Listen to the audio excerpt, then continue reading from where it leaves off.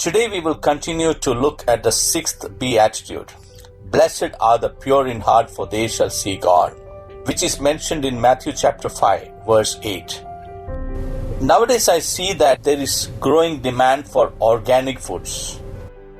What is organic food? According to me, it is the food items produced without using chemical fertilizers and pesticides. Less of artificial processes are used in that. We are human beings. Our hearts are contaminated. Our lives fail to witness what Bible actually speak. Jesus mentioned similar thing. He spoke about organic food. He said, "Blessed are the pure in heart, for they shall see God." Since our heart is affected by several external factors, it needs purification, it needs sanctification. Our human heart needs to be purified. God takes us through the process of purification.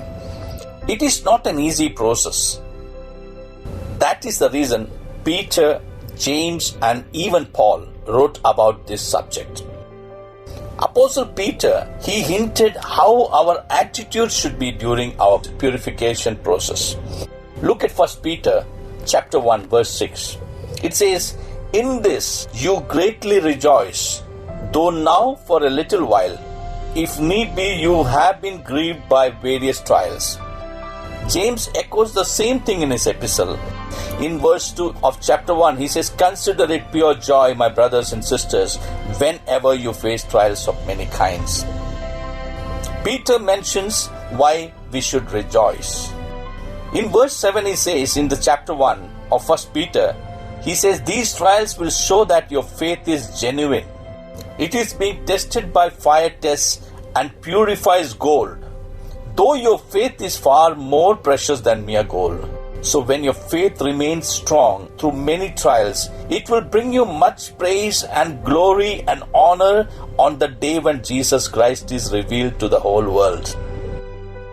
What is James saying?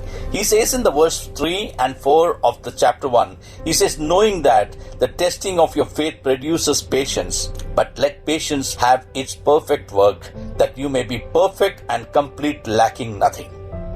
Now, Apostle Paul, he brings out something beautifully in Romans chapter 5, verse 3 and 4 and 5. "Not only that, but we also glory in tribulations, knowing that tribulation produces perseverance, and perseverance character, and character hope. Now hope does not disappoint, because the love of God has been poured out in our hearts by the Holy Spirit who was given to us." All three of them are echoing the same thing. What should be our attitude? We also glory in tribulation. James says that we should be considering it as joy, and Peter says that we should rejoice, because there is an outcome, but the process is very, very difficult.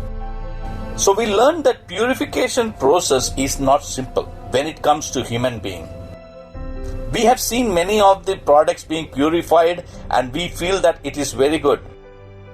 Our God is longing to purify us every day.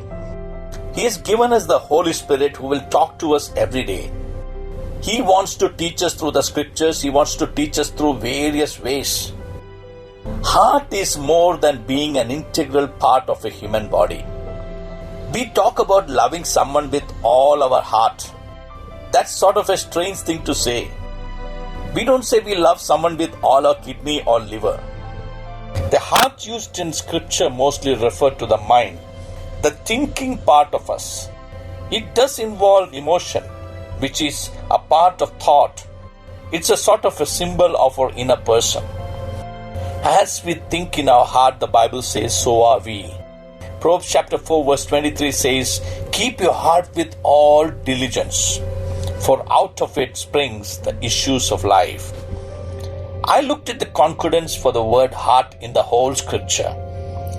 When I counted for the word heart in the scripture, I was surprised to see that this word appears almost 800 times in the whole scripture, out of which more than 680 times this word heart appears in the Old Testament. So this is quite an important word even in the scripture. Do you know where the word heart occurs in the Bible for the first time? Turn with me to Genesis chapter 6 verse 5. It says, "Then the Lord saw that the wickedness of man was great in the earth, and that every intent of the thoughts of his heart was only evil continually. And the Lord was sorry that he had made man on the earth, and he was grieved in his heart." Lord was sorry that he made man on the earth. God was grieved in his heart. That means man has messed up so much that he even made the Creator very sad, Creator very sorry about everything. Man became so stubborn and so disobedient that God had to speak to even the sky. Do you know that? He had to speak to the earth. If you turn to Isaiah chapter 1, in verse 2 it says, "Hear, O heavens, and give ear, O earth, for the Lord has spoken." Why do you think that point had to come? Because when you find it difficult to speak to one individual, you are so frustrated sometimes you don't know how to. And you end up talking to somebody else saying that, "I want to talk to this guy, but he's not listening to me at all. I want to open my heart to him, but he doesn't give me time. I don't know what to do." You end up talking to someone, and here God ends up talking to the earth and the heaven. What is God saying? "I have nourished and brought up children, and they have rebelled against me." And look at the verse 3. It says, "The ox knows the owner, and the donkey its master crib, but Israel does not know." Israel does not know. My people do not consider.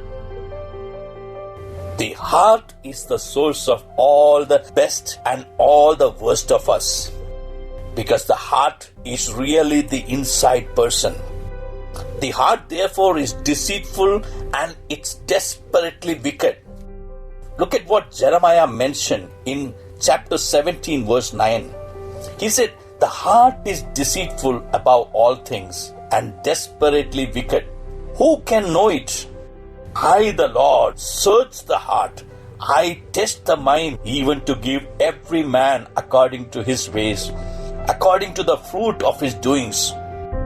So the heart is what thinks and feels. The heart is our real person, our inner person, our real man. And it's important for us to know, outwardly we can look so good, but God looks at the inward man. God looks at the inward person.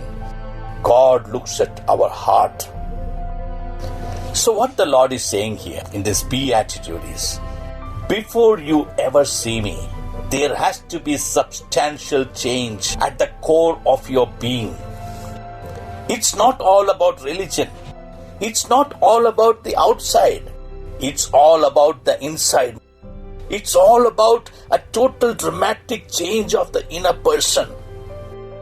Jesus is telling the problem is right at the heart. I have seen people complaining that God has not blessed them. I've even heard people telling they are unable to do anything in the ministry. I've heard even people telling that God is not using them. To such people, let me ask, if you have 2 cups in front of you, first cup, it looks very attractive from outside. Great design, great artwork, maybe made of the costly material, but inside it is totally unclean.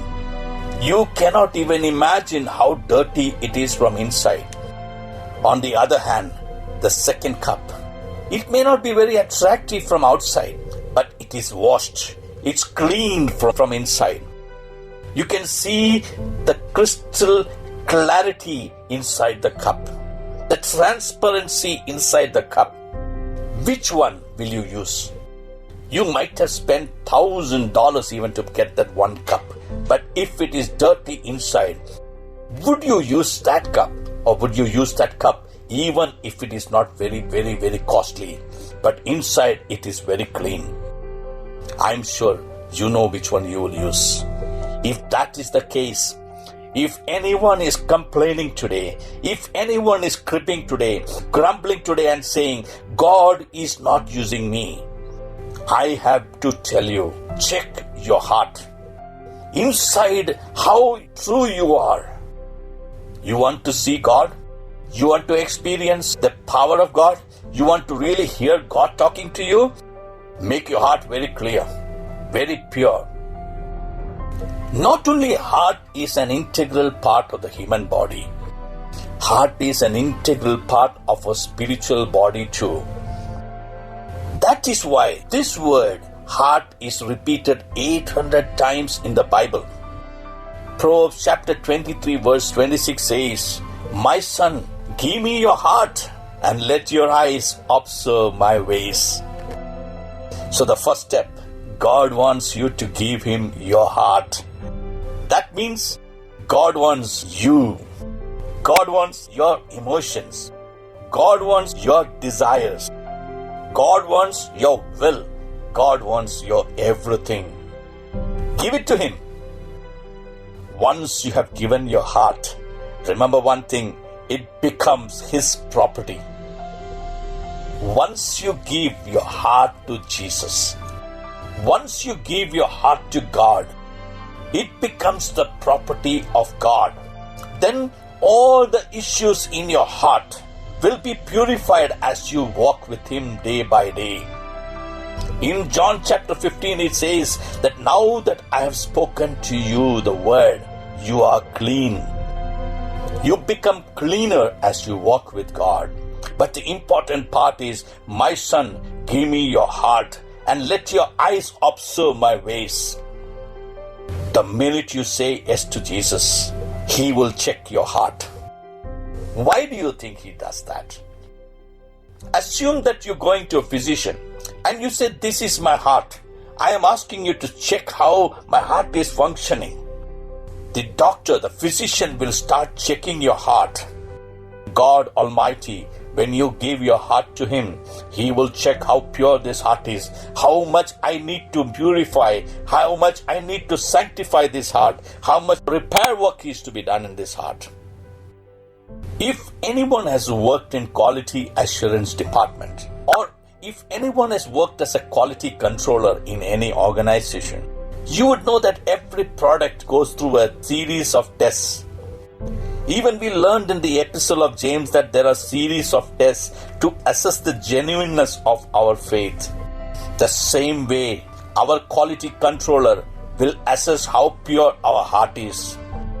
He uses different methods.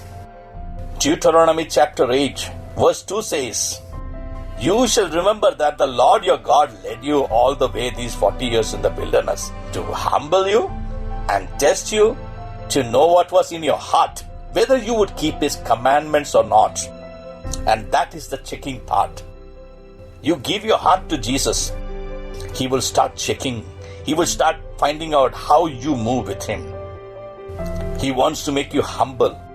He wants to test you, to know what was in your heart, whether you would keep his commandments or not. Jeremiah chapter 17 verse 10 says, "I the Lord search the heart, I test the mind, even to give every man according to his ways, according to the fruit of his doings." Proverbs chapter 21 verse 2 says, "Every way of a man is right in his own eyes, but the Lord weighs the hearts." Lord weighs the hearts. There's a weighing machine with God. He will weigh and see how your heart is. 2 Chronicles chapter 32 verse 31. It says something like this: God withdrew from Hezekiah in order to test him and to see what was really in his heart. Do you see the checking procedures? The first one is to humble you, to test you, and to know what was in your heart, whether you would keep his commandments or not. The second one is whether you will walk according to his ways. And the third one, he says, he will withdraw himself from you to test and see what is really in your heart. So when God calls you, when you give your life to Jesus, he will test you. He will check your heart often. Why do you think God has to do that? Do you think God enjoys that? I will tell you, God doesn't enjoy, but it is essential and necessary, because he knows that your heart and my heart is contaminated. It is deceitful. It's full of lies. It's full of sin. So every day, He will check your heart. He will check your heart often, at times when you're not even looking for it, unexpectedly. He will check what you will do without Him. He will check sometimes how much patience you have. When everything seems to be falling apart in your life, would you leave this God? He checks every single thing. Remember, the more the heart becomes purer, closer we are moving towards seeing God. Because our heart is not pure. Because our heart is contaminated by sin and impure thoughts and ideas. We find it difficult to even identify what corrections we need to make in our life. There is probably no one as good as David who could identify this vastness of purity and impurity of our hearts. There was a time when David played harp so that Saul could be relieved from the distressing spirit. The same David could identify that the uncircumcised giant Goliath cannot defy the armies of the living God. This same David opened the window of temptation that led him to rape a woman and even kill a husband. Prophet Nathan had to confront him about his sinful state, and David repented. That David, after his great sin, in Psalm 51, verse 10, he says, "Create in me a clean," what? Heart. Create in me a clean heart, O God. I want a clean heart. That's what David is crying out. David and Saul certainly illustrate that truth. When God called Saul to be king, 1 Samuel chapter 10, verse 9, the Bible says, God gave him another heart, and all those signs came to pass that day. That means God gave Saul another heart. It did not mean that God did a heart transplantation that day. It meant God changed him in the inside, at the very core of his being. The beginning of Saul's reign was good. It was excellent. But then he disobeyed God by acting as if he could function like a priest, and he couldn't. It was forbidden. And Samuel said, the Lord says that the kingdom shall not continue, for the Lord has sought him a man after his own heart. God did give Saul another heart, another sort of direction from the inside to be king. But it wasn't a heart after God's own heart. 1 Samuel chapter 13 verse 14 says God was looking for a man after his own heart. Who was that man? David. David was that man after God's own heart. Look at Psalm 9. Look at Psalm 19. Look at Psalm 26, 27, 28. You see in all the Psalms the heart of David. The pulse of David, you can sense it. What was David's secret? He was echoing something in Psalm 57, verse 7. My heart is steadfast, O God. My heart is steadfast. I will sing and give praise.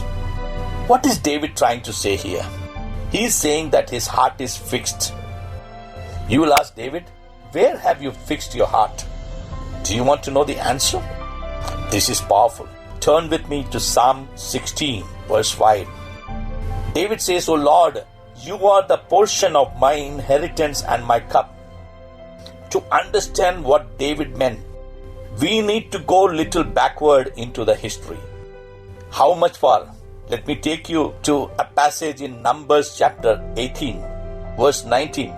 God said to Aaron, the very first high priest of Israel, all the heave offerings of the holy things which the children of Israel offer to the Lord, I have given to you and your sons and daughters with you as an ordinance forever. It is a covenant of salt forever before the Lord with you and your descendants with you. Verse 20.